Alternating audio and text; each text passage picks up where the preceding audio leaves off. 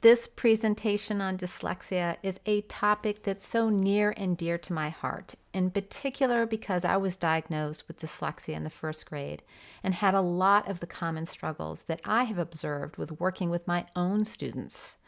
So I have a deep compassion for this population, and whenever I've the fortunate opportunity to work with a dyslexic student, I'm always excited to welcome them to the Dyslexia Club. Dyslexia is a complex learning difficulty, and in the United States, it's no longer formally recognized as a diagnosis by the Diagnostic and Statistical Manual of Mental Disorders. This lack of recognition creates challenges in defining and addressing it, which is one of the topics we'll discuss today. Definitions of dyslexia vary widely, as researchers have never really reached a consensus.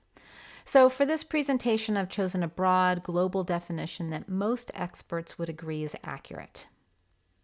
Dyslexia is a general term for a learning disability that involves a difficulty with reading or writing or spelling, as well as processing words, letters, and other symbols. So it can involve some difficulties with math concepts and symbols as well, but it does not impact general intelligence.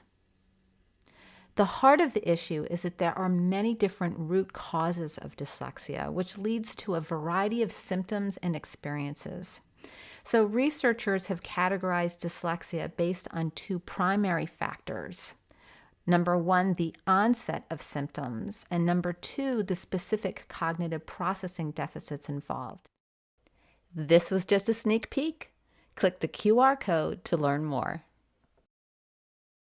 Don't forget to like, subscribe, and share so others can discover these tips and resources too.